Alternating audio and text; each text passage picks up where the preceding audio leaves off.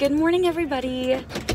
So today is Monday, March 19th. I am 25 weeks post-op today. I think, right? 25 weeks this week. I will go ahead and just jump in with stats. My highest recorded weight was 250.2 back in June of 2017. Started my 2-week pre-op diet at 241. And on Monday, September 25th, 2017, I had the vertical sleeve gastrectomy weighing 230.8. Last week, I came to you guys at 174.8. And this week, I come to you at 173.8. So 1 pound lost from last week. I am okay with that. I have been slacking on the exercise. I will be the first to admit it. I have been doing very well at tracking what I won't say tracking, but very well at meal prepping and like eating very well throughout the days. And so I'm okay with the way I've been eating. Actually very pleased with the way I've been eating. I know I need to get my exercise back in action. So again, I've got my gym bag with me. Hopefully this week at work cooperates. So anyway, 1 pound, I'm okay with that. I'm 5'3.5" for any of you guys that are interested. So just a couple things for this week. I don't really have a whole lot, but I wanted to update you guys on my doctor's appointment. So I saw the rheumatologist on Thursday, and they went ahead and ordered more tests, of course. So I had to take a urine test, yes, and a blood test. Now, usually they can get all their answers from blood, but my doctor, as lovely as she is, ordered STD testing because some STD infections can flare up in other areas of your body. I would have never guessed, but like the main test, I guess, is like the gonorrhea, chlamydia test. I'm not worried about any of those tests coming back positive or anything like that, but it's just in case, you know, just because all of my symptoms are so weird. So I had to take a urine test, and they took more blood on Thursday, and then I did a chest x-ray. They were double checking for sarcoidosis. My chest x-ray is fine, so that's good. So I'm still waiting to hear back from the rest of the blood work. My HIV test came back fine. Thank you. Again, something I wasn't worried about, but they're literally checking for everything to make sure they're not missing anything. So I appreciate that. I'm sure the hospital does too, because my bills are like astronomical at this point. Other than that, I had a pretty scary fainting episode yesterday. I didn't actually faint, but I did black out for a second. So I'll tell you what had happened. First of all, I was at the house of this guy that I have been seeing. Brayden was with his dad Saturday night, so I was with him, and we didn't do anything out of the ordinary. Like, I ate chicken for dinner before I even went over there, and that was like 7 o'clock or so. And I don't really eat later than that anyway. So I ate chicken at like 7. We didn't get up until about 10 o'clock, but we watched a movie. And so we didn't actually get up and eat anything until about 1. So we got up and I ate a waffle at 1. And then he lives on a farm. So then we went out for about 20 minutes and just walked his land and was walking around. It was beautiful outside. It was like 50 degrees and it was sunny. It's beautiful for Illinois. And so we did that, and I felt fine. We got back into his house and we're just standing there talking. And all of a sudden, like, my ears like fuzz up. Like, I couldn't hear anything. My vision started getting blurry. And because I couldn't hear anything, I was just like delusional almost. And he was like telling me this story, and I was like, I don't want to interrupt him. Like, that's rude, Bree. Like, don't be rude. But all of a sudden, I knew I was going to fall over. So I sat down, like, on the arm of his couch. And I was just kind of looking, and I was like, I'm going to pass out. He's like, what? I was like, I'm going to pass out. And so he got me to the regular side of the couch, like, and sat me down. I had like an overshirt on, and I was burning up, you guys. I'm talking, I was so fucking hot, I probably would have been sweating. So I took my overshirt off. I laid there on the couch for a second. He got me a Powerade. So I started drinking the Powerade, and within 10 minutes, I felt better. But it was pretty scary. That hasn't happened to me in a long time. I will be completely honest. The last time that has happened to me was when I was pregnant with Brayden. When I was pregnant, I was not getting enough nutrients. And if I was not constantly eating or drinking something, I would get those episodes where I would, actually, at that point, I would get sick.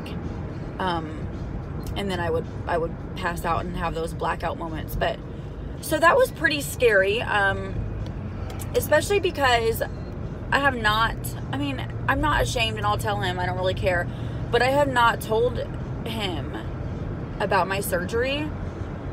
He didn't know Fat Brie.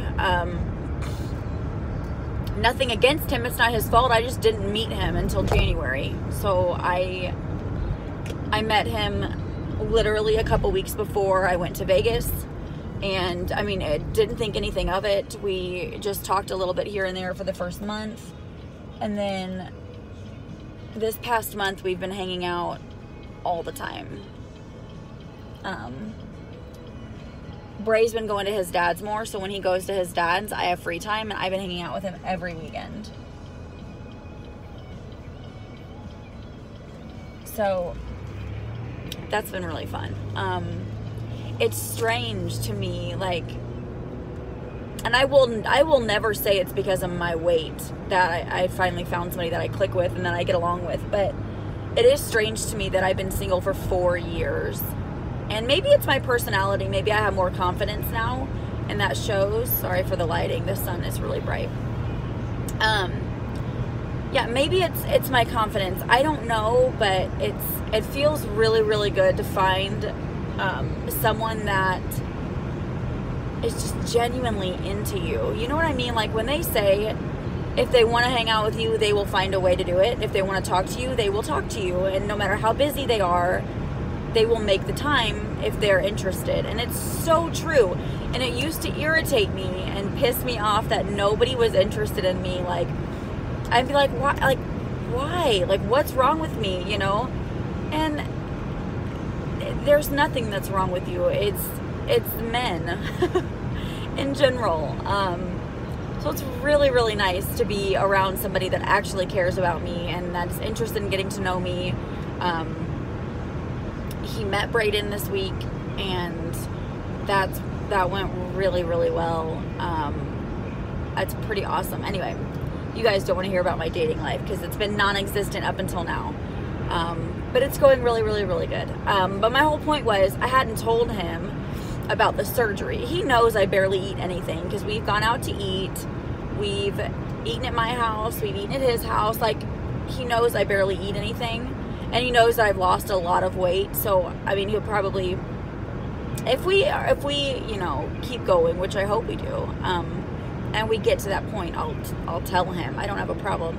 But he doesn't know, per se. So, that was a little awkward, like, passing out in front of him. But he was so sweet. Like I said, he jumped right up and helped me lay down, and he got me a Powerade, and he sat next to me and just made sure I was okay, and asked me if I wanted him to cook anything else to eat. And he's like, does that happen a lot? I said, actually, no, it hasn't happened in a really, really long time. But it was nice to have somebody there that cared and wanted to make sure that I was okay. So passing out, I mean, that's really about it. The one thing I did want to mention too is hair loss. A lot of people say that as you approach your 6-month mark or get past 6 months, the hair loss gets a lot better. And I think it's probably true for most people. Unfortunately for me, the last 2 months, my hair loss has been the worst it's ever been. And especially this last month, my hair is getting so thin. Like, I posted on my Instagram, I don't know if you could see it, but my ponytail Like, this is all of my hair now. Like, this is it. That's all I have.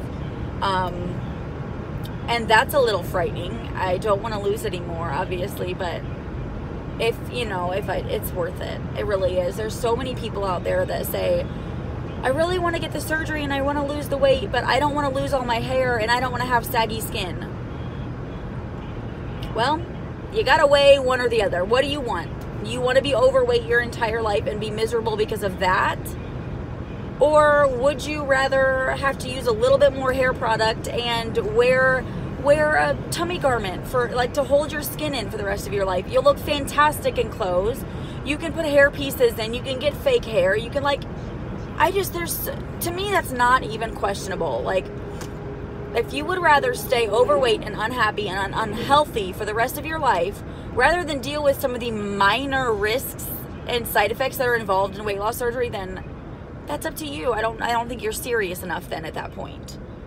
You'll get there, but for me, it was a no-brainer. There was no question that I was going to be doing it. And it's no question at all, looking back now, almost 6 months later, that it's the best decision I've ever made. So I'm just really happy this week. I tried on at size 12s at Old Navy, and they fit like a glove. Yes.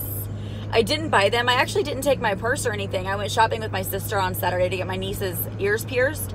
And I wasn't even thinking to do anything. And she's like, she got a new job. She's like, I need to go and get new khaki pants. I was like, oh, okay, well, while we're here, I'll just try on 12s. Because a couple weeks ago, I bought 14s there, and they are awesome, but they're starting to get a little bit loose. And I was like, oh, that's just because they're like the jeggings, so they fit like loose. But I grabbed the 12s, put them on, they zipped, and they looked perfect. And that felt pretty darn good. So I'm going to go back and get those.